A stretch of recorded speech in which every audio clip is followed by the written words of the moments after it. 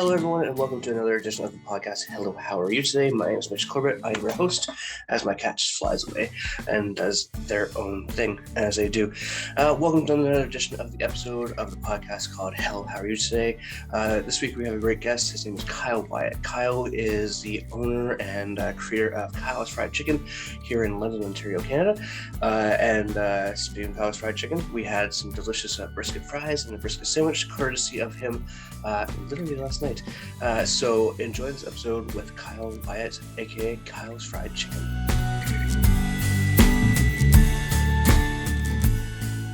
All right, well, ladies and gentlemen, we are here with the lovely guest, Kyle Wyatt, the provocateur, the owner of Kyle's Fried Chicken. How are you doing, my friend? Oh, I can't complain, man. It's been a pretty good day. Well, the day has just started. So we've met through doing the Fork River shows, and you're kind of established at Fork River Brewery in terms of like a spot that people can go to and everything. But how I have an idea of how you got into creating your own brand and your own business, but I want to kind of get your backstory and see if I'm right. Okay, well, I'll do the Coles notes because it's kind of like a bigger production than I actually want to say, but. Basically, I was the chef at Stormstayed, and I started another company, Salt and Swine, and I was doing charcuterie and producing salamis and all that kind of stuff. And then randomly, while doing all these little pop-ups that I was kind of entertaining my chef side with at all these breweries, we were just messing around, and I said, hey, like, why don't we do our own take on KFC? And I was already doing fried chicken pop-ups, and I was like, why don't we call it Kyle's Fried Chicken?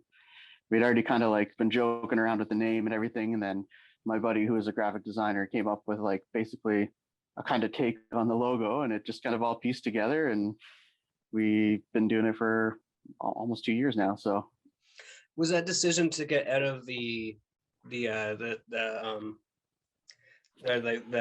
Storm State stuff, everything? Was that like you were just kind of was that a decision made because like you kind of were just tired of being someone else's employee and like you wanted to do your own thing? yeah, I mean, for sure, that definitely had some bearing in it, and kind of the way the industry's changing right now. It's I'm not getting any younger. Let's face it. I'll be 35 in January, and when we started all of this, which was Salt and Swine was about 3 years ago now.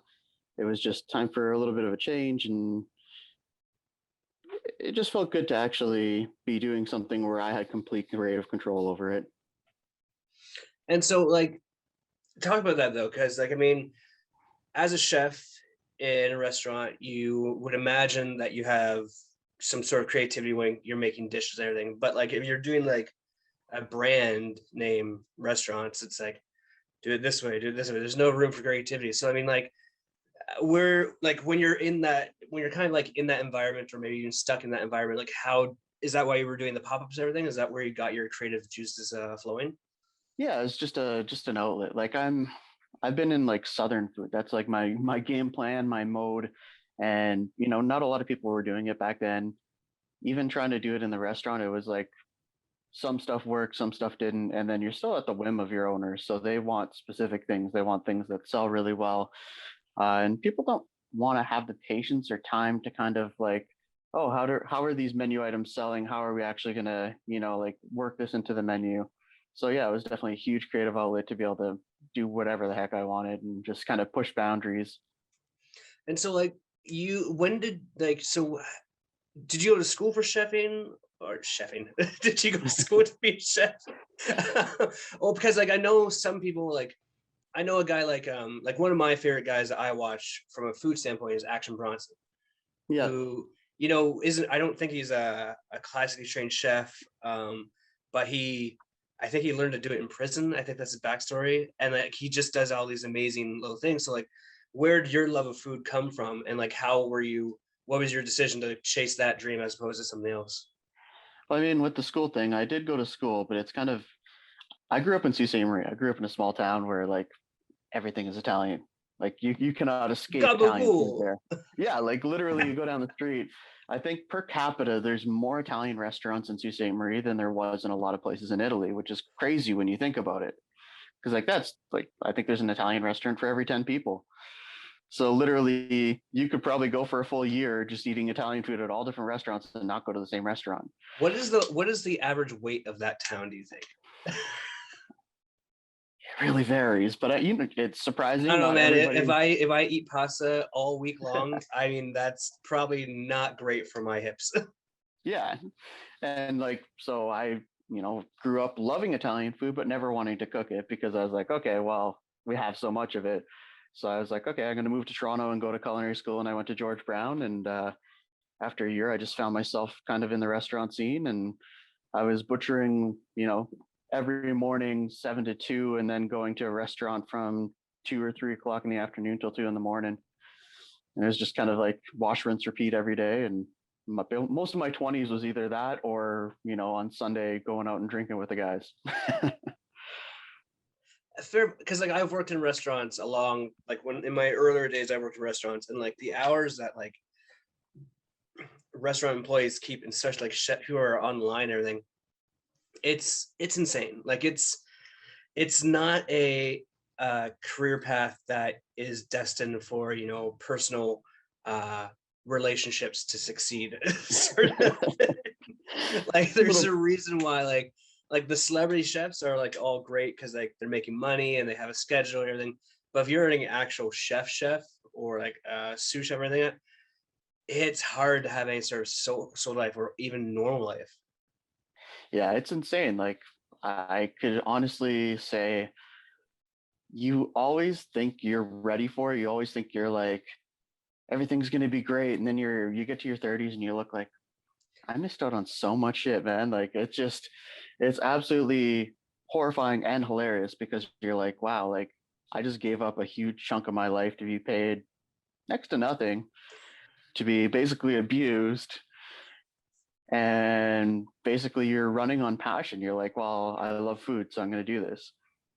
Well, I think that's the great lesson in this, right? Is that like, you're 35 now. It wasn't until you're 33, 30, yeah, 33, you found out what your passion is, and now you're doing it, and you have a successful business. So, like, I mean, when you think about it, when I say it like that, it probably wasn't that hard of a decision to make to just be like, just do it, sort of thing.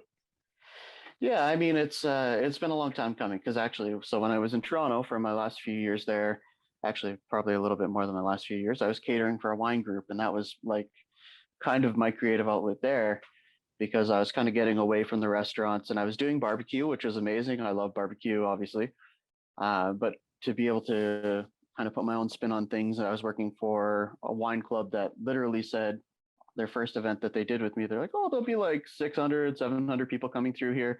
And I'm like, okay, well, on Facebook it says that, but there's probably going to be like 200 or 300 people coming through here. No, there's 950 people that came through there. And I was just kind of a little blown away, but it was great because I got to do, like ceviche, and the menu was my own again there. But it was like, it really taught me to where I'm going to get now is going to be a lot different of a path than like a normal chef just going through a restaurant kind of thing. And it's probably a better path, to be honest, because I mean, what's weird is good, in my opinion. Yeah. Like the challenges that you get from that, instead of like having someone yell at you, you learn a lot more by making your own mistakes. And I'm sure that you've had to go through your own mistakes. Oh, yeah. And like, so now you have Kyle's Fried Chicken, KFC, if you will, and you have you're still doing the catering business as well. So like, how do you balance that schedule?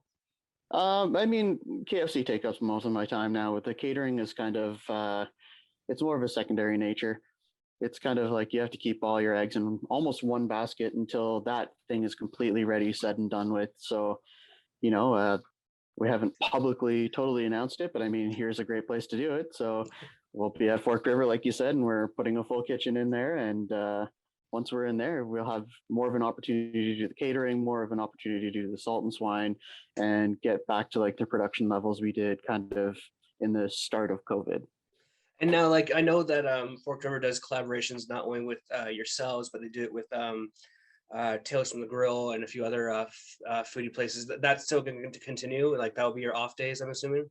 Oh yeah, for sure. I like to take vacation. I like to travel. I mean, I've only been able to do it in the last few years, but I mean, that was kind of the core behind it because we're actually putting another there's our kitchen, and there's actually going to be a little prep kitchen off to the side, and those guys will all kind of produce in there. There'll be like pizza main, proper heat and hot sauce. Those guys are all kind of looking at getting a space like that. So it was kind of perfect timing to start talking with all my friends who are doing their own businesses and kind of bring them into the fold. And So how did so like me personally, my wife and I went to Habitat for Humanity and we saw Forked River Brewery and we're like, oh sweet. And this is like we just moved to London and we're like, all right, cool, let's walk in. And then like I saw the brewery and I saw the backdrop and I was like, oh, this is like the perfect spot for like a comedy show. And now we're doing that. So how did you get involved with Forked River? And was it like kind of like you walk in like, oh, this would be a great spot, or do you know someone? Like, how'd that relationship grow? so it kind of like, I guess back in like 2015 ish is like I had a Forked River beer. It was like their dark barrel aged beer. And me and my friend had done like a little Christmas exchange, and I'm like, oh, where are these guys? I have no idea. I've never heard of them. I was still in Toronto at that point. And so I basically came here, and I knew a bunch of breweries because obviously being in the industry. And my old roommate that I had just moved out of that place from, she worked as like she was a brand ambassador for Goose Island. And so she had worked with a whole bunch of other breweries that were here and done events with them and stuff. So she kind of pointed me in the right direction for where to go. So I've been to Anderson, I've been to Co-op, and then Forked was just another natural extension because it was the first brewery in London. So I was like, okay, cool. We're first craft brewery. Sorry, I should establish that and not Yeah. just go The bats downtown. would be pissed. Yeah, exactly. But yeah, I just kind of wandered my way into the tap room, and after I started doing more serious pop-ups, I had done like a market there. They kind of invited me when I did my Salt and Swine stuff, and I had met all the staff there. But once I started doing the beer lab, they really took notice, and everybody kind of started reaching out to me at that point. And so like it just grows from there. And like I think that's the cool thing I really like about that place is that like it is such a collaborative like institution. Like they always want to like have people in and like have stuff going on. And that's one of the reasons why I really enjoy it. And so you're gonna be permanently there now, but let's take it back a little bit more. And because like you do Southern style fried chicken. Yeah. And you grew up in Sault Ste. Marie, Canada. Yep. And then you lived in Toronto. Yeah. Where in the fuck do you become a fan of Southern fried chicken? And do you make it your brand? Um, I guess that's a small, interesting. We'll do a little spark notes on that. So way back in like just getting out of high school, I had a girlfriend who had her dad lived in Texas, and that was really like where Southern food came into play. And I had like collard greens for the first time and brisket. And her dad just said one day, he's like, hey, you know what you need to do while you're here? You need to go for a barbecue. And he brought us to this like ramshackle barbecue joint on the side of the road, and everybody's got a Glock strapped to their hip. And I'm like, what the fuck is going on? And I'm just like, But they're okay, all so cool. friendly, I bet you. Yeah. Oh, yeah. Everybody's great. But yeah, I mean, just having that barbecue experience. And then, when I was in Toronto and kind of in the middle of my stay in Toronto, we started doing pop ups at this place called the Monarch Tavern.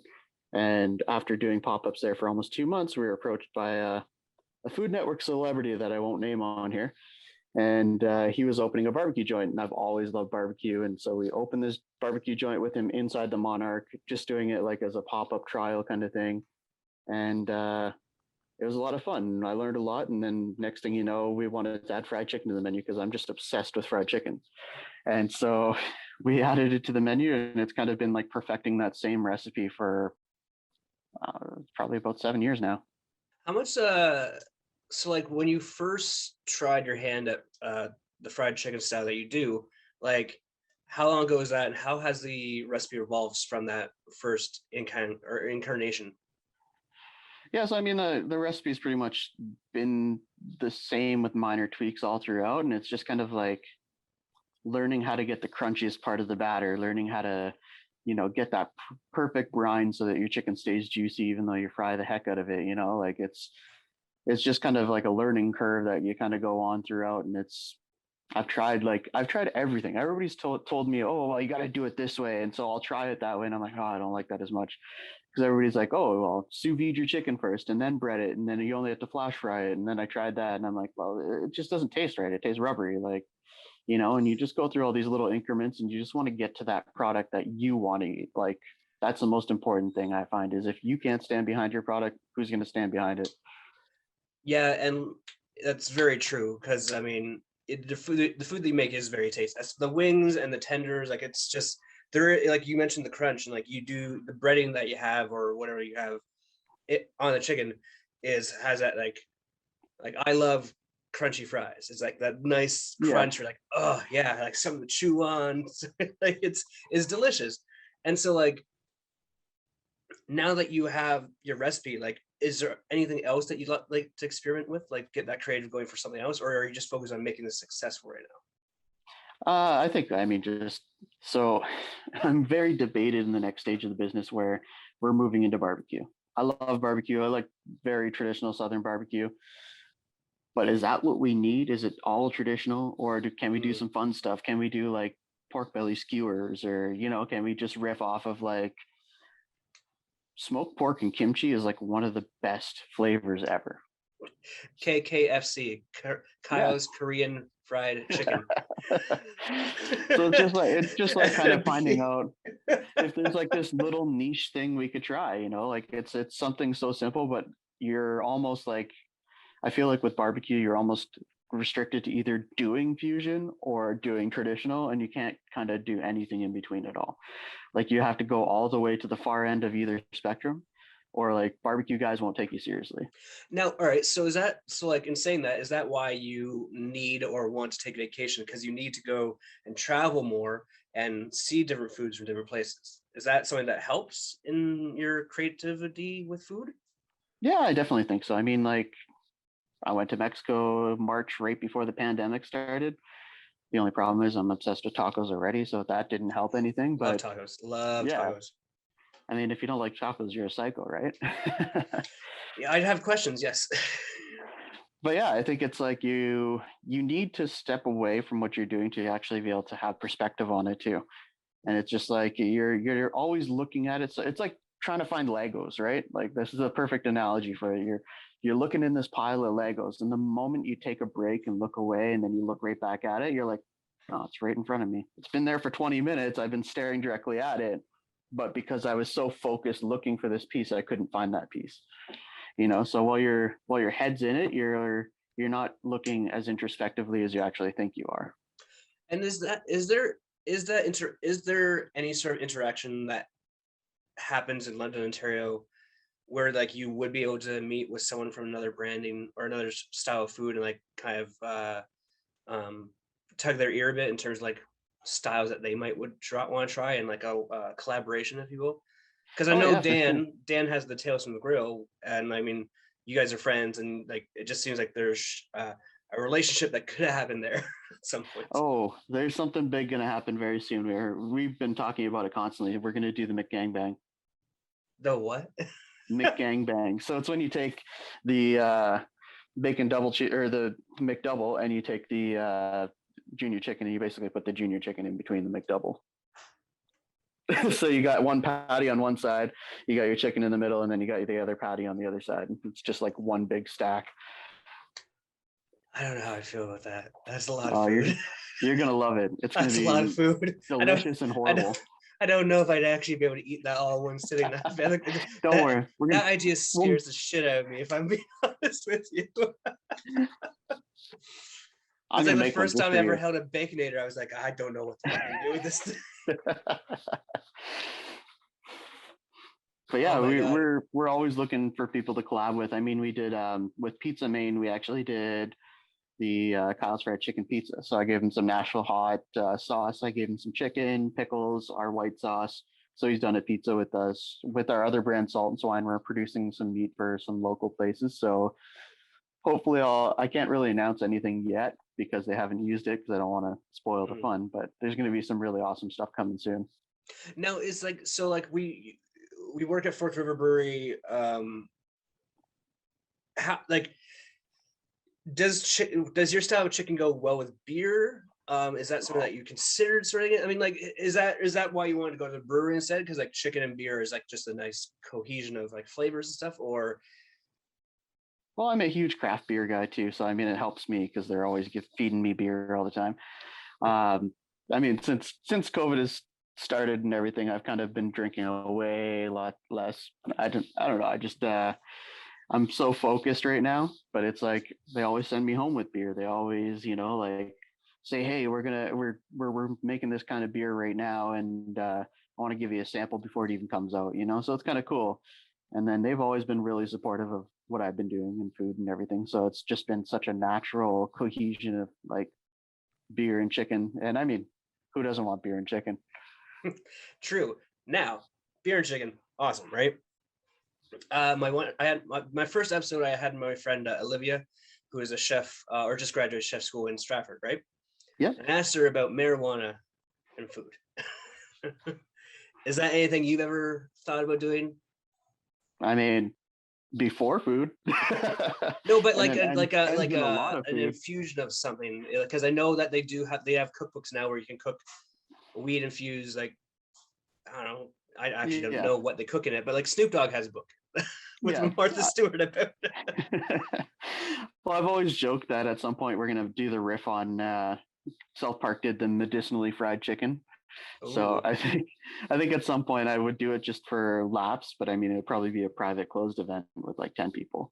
hey man, let me just check the calendar. When is 420? Is that on Saturday or Friday?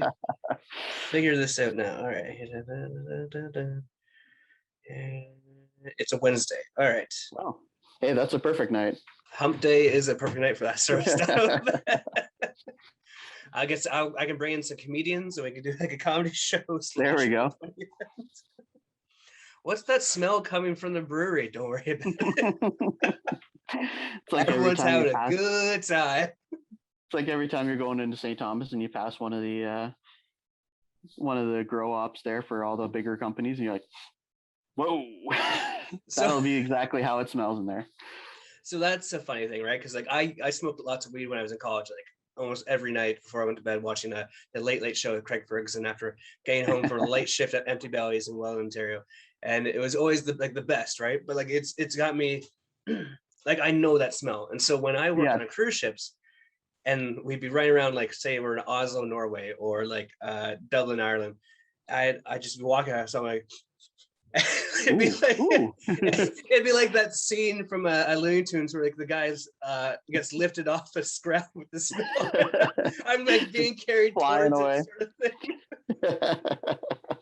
And it was like, and like my wife, she doesn't smoke at all, right? And she'd be like, "Where are you doing?" I'm like, "I smell marijuana." And I do this one. But it's like now that it's such like a common thing, like for like not just like stoners doing stoner things. Like it's great for healing. There's so many medicinal benefits and everything. And I have to imagine that like if there's a recipe that can go with like a chicken or like a bird, like it that would probably enhance the experience maybe a little bit. I mean, the only maybe negative is you'll eat about 10 of them. You'll be completely screwed off your rocker, but I got the munchies and I'm eating things that cause the munchies. Like so, like I mean, you obviously smoke then, I'm assuming. Yeah. And so like, does that help with your creativity? Like, because I remember specifically when I went to go visit my cousin in college, and we were like, we just got so fucking baked, and we're like, what do we want to do for dinner? And they're like, let's go to the grocery store and find what to do. And so we made this amazing chicken parmesan meal for us. Like it was fantastic. Probably one of the best meals I've ever had in my life, to be honest. But like just having that creative juices going, it was really quite beneficial for what we want to do.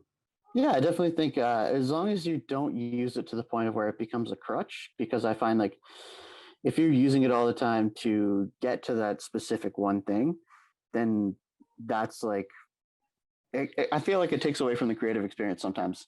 Yeah. But I feel like, yeah, definitely like I've had some of my best ideas, or, the other weird thing is as a guy, I feel like sometimes you get like the best ideas when you go to the bathroom. Yeah. Yeah. It's just such a weird thing. You got a little private time, you're in there, you're thinking about things, and then next thing you know, you're like, hey, I really have to do this. Or like I find that my ideas come right before bedtime. It's the worst. And then you're like, I can't really do anything about this idea, but I'll file it away for later. And then you either forget about it or I you think write it down. that's the negative part about the before bedtime is that like you're like, I'm sure I'll remember it in the morning, and it's gone, just completely gone. Or you remember it 3 days later, and you're like, "Fuck, I should have did that when I thought of it." So, yeah, exactly. It's one of those what are those things? Those dreams where like you remember something in the future. What are those fucking things called? Oh, like a premonition kind of thing. Yeah, I hate those dreams. I hate them so bad because then when it happens real time, you're like, I don't know what to do with my hands right now. Like, do I do what was in the dream, or do I try and change my path? What are you doing with your hands? I didn't move fast. The car went very well. Spiderhawk 3000. One of the greatest movies of all time, I think. And I've been to NASCAR, and I'm like, it's exactly how it is. So yes, I've gone down the path of like seeing like even the lesser known Will Ferrell movies, and like, have you seen The Goods? With Jeremy Piven? Yeah. Long time ago. Yeah, but I mean, his like cameo in that is amazing. But I think most people would be like, "This is literally the dumbest thing I've ever seen." Like, basically, he's in the movie for like 5 minutes, and well, two scenes. He's in the movie for probably combined 7 minutes in the entire thing. But I mean, for me, it was one of the funniest moments of the movie, especially seeing like him in the movie and being like, "Well, this is like now an A-list celebrity." Like, yeah, and just like it was stupid. It was absolutely mind-numbingly stupid, but I was laughing the entire time. And I know most people would just be like, "Oh, this is dumb." Like, yeah, I think you kind of like have to empty your mind in a certain way to be able to like get in the mode for those types of films, because you have to really take your sense of believability out of the equation. Yeah, exactly. And I'm like I'm a wrestling fan, so I can do that very easily. Believability is not always is not something that you'll want all the time. Yeah. But right now you're in your business. You're believing in your business. You're doing the pop-ups. You're going to be starting full-time at Fort River Brewery. Are you kind of just enjoying the ride and seeing how the evolution goes with the product, or do you have an end game for it? Not really. I mean, I'm weirdly not one of these people who ever wants to franchise. I'm not one of these people who ever wants to like grow the business so it's huge. It's like, I just, even with Salt and Swine, like my end game with that company is to have maybe 15 to 20 people that are working for me. And I just basically want to provide a good quality of life to people. And, I want to put out the best product we can. I don't want to grow it. And, a lot of these companies, they grow too fast and they just forget about the quality. And that's where it should be. It should be on the quality and, focusing on giving your workers a decent life. Like, you never want to just grow for the sake of growing so you have extra money in your pocket. Like, if you're comfortable, why don't you want everybody else to be comfortable too? That's very poignant of you to say. Very nice. So like, we're talking about fried chicken, but like Salt and Swine, you mentioned a few times. I don't know anything about that. What is that your catering company, or? So that's actually like our charcuterie side of the company. So we're making salamis. We make basically all of our packaged goods. That's going to be the Salt and Swine part of our company. So right now it is like sausages, fresh sausages, any kind of the butchery products that I do, that would fall under the Salt and Swine brand. And then basically the restaurant side would be, Kyle's Fried Chicken. Interesting. So you get to play with a lot of different foods, don't you? Yeah, it's a lot of fun. Is there a food that you haven't gotten your hands on yet? That's actually a good question. I'm sure there is, but I've tried a lot of stuff. I want to do some so I've never actually fully been able to make a mortadella that I'm happy with, or like a bologna, even a bologna. Because have you ever had smoked bologna? I lived in Newfoundland for a bit, so yes. It changes your life, right? Like, it's like It's the best thing. And I don't know, just making those things, making those humble kind of products. Like I haven't had as much experience doing that as I had, like, say, making salamis or making prosciutto kind of stuff, or fried chicken or anything like that. So, I kind of want to continue down that path. And within Salt and Swine, there's a lot of learning still left for me to do. And not to say that there isn't on the KFC side, but there's a lot of stuff that I kind of want to challenge myself with that I haven't been able to yet. Whereas with the KFC brand, I can still challenge myself with a lot of different things, but at the same point, I kind of know where I'm going with that already. Is there I don't know if this is totally left out of left field, but like, are there any sort of like food competitions in London or anything like that? I'm sure I think there was something with McCormick's before, but there's not a lot really. It's kind of weird because I moved here almost 5 years now, and even the food scene 5 years ago is so different than it is now. Like, it was almost like a food desert. Like, there was Milosh and a few other places, but I mean, you asked anybody back then what the best places to go were, it was always the same thing: Black Trumpet, Garlics, Milosh. Mm. So it's just, I feel like the food scene's changed. So maybe there will be more things. Maybe there will be more competitions in the future. And I know, like, there's so many different, like, the training center does pre-culinary apprenticeship classes. Like, there's so much more of a culinary scene than there was. Is teach, so like you mentioned with the Salt and Swine, you kind of want to have like 20 employees and they give affordable living for like people like that and everything. Is teaching or passing on your knowledge from your food industry experience something that you'd be into? Oh, for sure. I mean, so I've looked at when they started the full-time butchery program over at the college, I kind of looked at teaching there. It's just, I love to share my knowledge. I love to be hands-on with another person and give them the kind of experience that I had, because I had great teachers and I want to, like, reinforce, like, all the good things that they've taught me. And I mean, they've probably taught me some things that aren't as great, and I kind of want to work on those too. But uh, it's just, I feel like knowledge sharing is such an important thing, and it makes people feel important. It makes them, feel like they get this experience that not everybody does. Because let's face it, not everybody wants to cut up a whole pig, or not everybody wants to even learn about, like, the little secrets that go into every, fried chicken sandwich. Like, there's just so much technique and method that goes into so many different things. And I feel like a lot of people just get caught up in, like, they want to get to the finished product as fast as possible. But They those want to people cut who are corners, really, right? yeah, the people who are really detail oriented, they want to know every single step of the process. Those are the kind of people I love to teach, because they ask questions. They're not afraid to, like, get their hands dirty. So let me ask you some questions then about butchering. Is there a bad piece of meat at all, or can all the meat be used? Everything can be used. Let's use a cow as an example. Is there a bad Yeah, piece of meat on a cow, or can it all be used? it can all be used. I mean, it comes down to how you want to use it and what cut you want to get, right? Like, I mean, I could walk into a grocery store with you and I will pick you the best steak there. And it's simply based upon, I'll ask you a couple questions. I'll see what you like. Like, okay, let's do a quick 2-second here.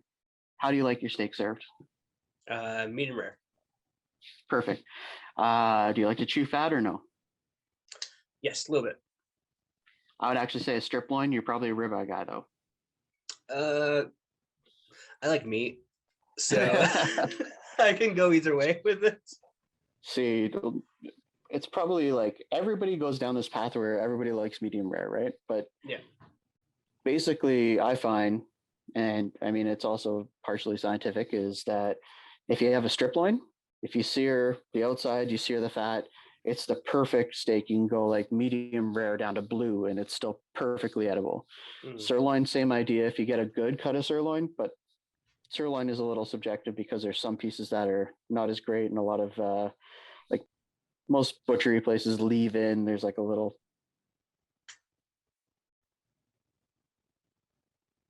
But yeah, there's a little piece of sinew throughout the middle, and they don't take it out. So it's like, it's really subjective to knowing what you're looking for, or knowing what you're going to do with the piece of meat. So repeat that last bit, because you kind of jumbled up there a bit. Oh, sorry. Yeah, so it's more subjective about knowing what to do with that piece of meat, or knowing about that piece of meat. So I mean, if you're not very experienced with it, I would say, like a strip loin is the perfect kind of thing to start with. And then ribeyes, I tend to find a ribeye, and scientifically, again, medium for a ribeye is almost perfect because you've rendered that fat.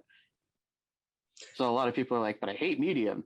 Like, you're getting a little too far into the cooking. But yeah, if you get a little past that medium rare on a ribeye, you get that perfect little chunk of fat right in the middle, perfectly rendered, and you're not just chewing on it for an hour. So Yeah, I know. I feel I'm picking up what you're laying down, because like I think so. Like last weekend, I cooked my very first brisket, yeah, first time doing it, and so like I kind of looked up how to do it. It was like, oh, you need a rack and everything. I didn't have rack. I'm like, fuck, what am I gonna do?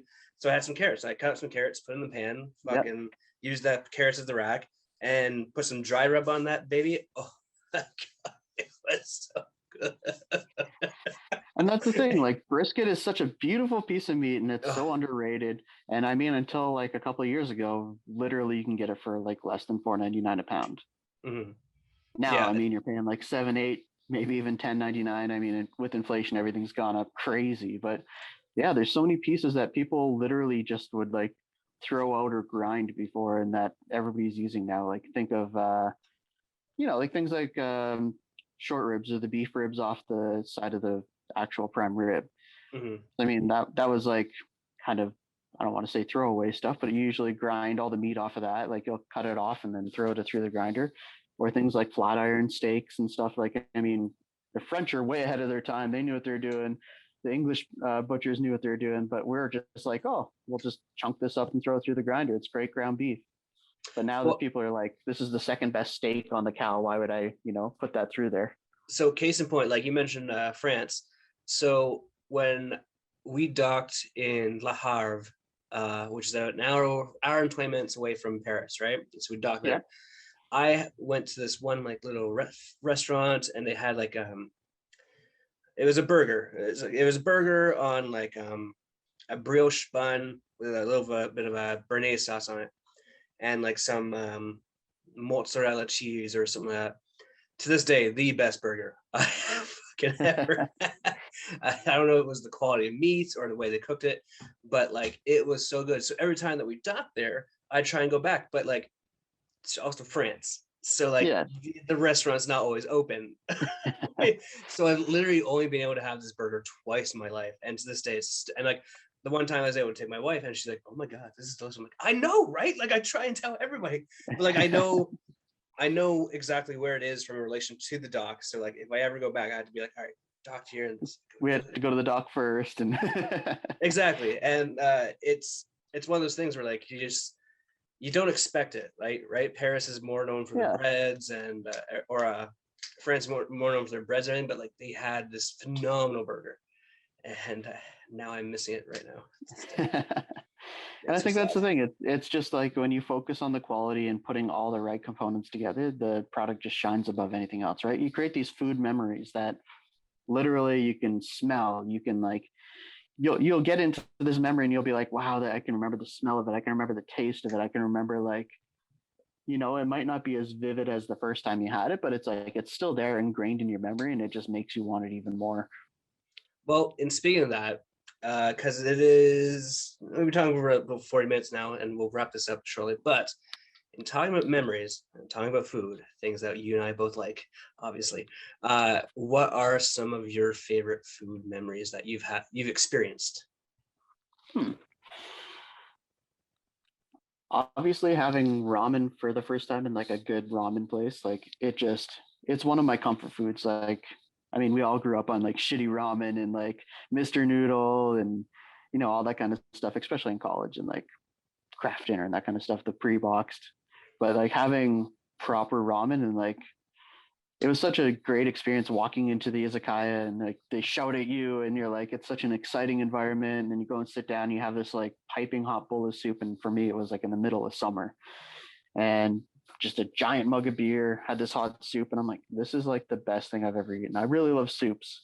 And I get outside of the restaurant and I'm like, it's not even hot outside anymore because this hot bowl of soup was just like changed my core temperature, and I just feel like I walked outside and it's like, oh, it's pretty cool now. Like, but it's just those are like triggering things for me. It literally like just makes me want to go eat a bowl of ramen when it's hot outside now. Like there's little weird triggers, but yeah, even like burgers. There is, I mean, Burger Priest was a good option in Toronto, but then there's Holy Chuck, and it's a little subjective because the place goes up and down in quality a little bit. And no diss to them, but I mean, they're doing a lot of interesting things like aging and grinding their own meat there, so they could serve you a medium burger. And it was, yeah, I would say it's like the best burger experience I've had in most of my travels so far. And where is this place? It's right, it's St. Clair, Yonge and St. Clair in Toronto. Okay, so I'm Yeah, going to put that on your Toronto. list. I'm going to Toronto this afternoon, so I'll just make a note of this. What's it called? It's Holy Chuck. Holy Chuck. All right, noted. I think my best burger experience, aside from the one in France, was when they had relish here back in the day. Oh yeah. They did some phenomenal things with the burgers. It's just a shame that all went to shit. Well, and then it's like the works here apparently is pretty good. I've still never tried it, but unfortunately they're airing out their political laundry at the beginning of all of the protesting and everything, and I just kind of I don't like to make a political statement because I don't think it has anything to do with your business. I think it has everything to do with your own personal choices and everything. So it's like when you involve your business in something, I feel like it just upsets a lot of people and creates a lot of weird kind of Food emotions. food is supposed to be a place where you can escape. Yeah, You don't I need think to it should be a safe haven. Like like you're going out and you want to eat something good and you don't want to talk to everybody about what your political views are. Like there's a space for that, and it's not while you're enjoying something. yeah, true. And so my last question to you will be like, we've kind of talked about your own favorite food memories. What is your favorite memory from your own chef experience in terms of like delivering a product to a client? You ever any like anyone tell them like comments to the chef or anything like that stand out to you? Mostly through catering, actually, because a lot of people they'll send you like a little sweet message afterwards, and they'll just be like, "Thank you for making my day so perfect," or and I've gotten it a lot of times where it actually got a little choked up, and people have sent me like, "Oh, like everything went so perfect," and like usually in a catering situation, you end up dealing with a lot of stuff that's not even food related. You end up dealing with rental companies giving you the wrong things, or it's a lot to deal with. There's a lot of moving parts, and when somebody says that everything went so smoothly, that means they never saw any of the things that actually happened behind the scenes, right? Because there's always hiccups, there's always little things that happen. But when they say everything went so smoothly, and that means that none of the issues that affected us affected them. So it just, when you've catered somebody's wedding and they're like, that was amazing, that was the best meal I've ever had, and everything was so perfect, and meanwhile it was giant clusterfuck the entire time, and you're like, oh, like, it's just like at that point, you're able to deal with all the problems that come up and give them the best experience and the best day that you can. Although one thing I will say is the one wedding I did cater and the compliment that I got. So there's a famous hall in Sault Ste. Marie where everybody gets married, the Marconi Hall, and pretty much everybody gets married there or another place, and it's always the same menu. You get your soup, your chicken and potatoes, your salad, and then pasta course, and it's always the same thing. And it was actually a friend of mine who got married in Toronto, and she asked me to cater the wedding, and she wanted the traditional Italian stuff for the most part, and her mom came back to the kitchen and said that our chicken was better than the Marconi's chicken, and I took that like as a huge compliment. I mean, take it where you can get it, right? That's awesome. Exactly. All right, so man. Thanks. Yeah, no, go ahead.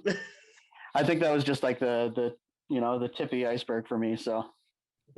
Well, I mean, the business is still growing. You're doing the stuff at Forks River. You got pop-ups. If anyone wants to reach out for you for catering stuff, how do they get a hold of you? For sure. Just shoot me a message on Instagram. I'll probably ask you a few questions. I'll send you my email, and then basically we go from there, and we can come up with packages for almost any size. And the Instagram is Kyle's Fried Chicken, or? Kyle's Fried Chicken, all one word. All right, perfect. Thank you, my friend. Enjoy the weekend. Thank you for all the delicious food from last night at the Fort River show. And I'll see you in probably a few days. For sure. And if you need more suggestions for Toronto, let me know. Yeah, shoot me a message with some stuff because we're going to be looking for some stuff to do after the game. So For sure. All right. Take care, buddy. Cheers, brother. Thank you so much. I hope you guys enjoyed the conversation with Kyle. I think it's important to get those people like Kyle on the podcast because it shows that you can change your own path. You can be going down one path and be like, no, I don't want to do that. Change your own path for the better and for the better enjoyment not only of professionally, but for the better enjoyment of your life as well. So I think that's a very important lesson to be learned through these conversations. So it's never too late to kind of like veer off and do your own thing and be successful at that thing. That being said, next week we'll have another fantastic guest for you guys. Until then, and down the line. Until then, I'll see you down the line. Cheers.